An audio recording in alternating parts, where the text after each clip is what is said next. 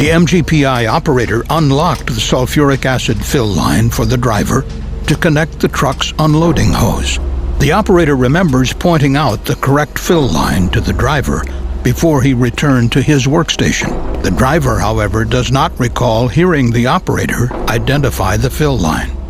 Unknown to the operator, the sodium hypochlorite fill line was also unlocked, and the two lines, which were only 18 inches apart, looked similar and were not clearly marked.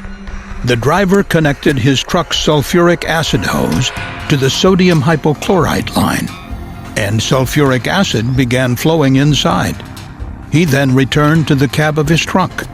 Shortly before 8 a.m., a greenish-yellow gas began flowing from the bulk tank of sodium hypochlorite. The driver noticed the cloud in his truck's side view mirror and attempted to return to the connection area to turn off the flow of sulfuric acid, but the gas overwhelmed him. He then ran to the passenger side of the truck to close a valve that could halt the flow, but he was prevented from doing so by the gas. Instead, he ran away from the cloud and escaped to a separate area of the facility.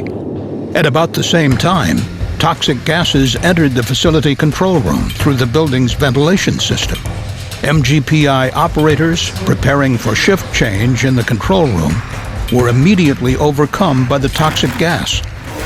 Because the operators had a practice of locking respirators between shifts, some were unable to access their respirators before evacuating the building. Follow for Part 3 and more industrial accidents.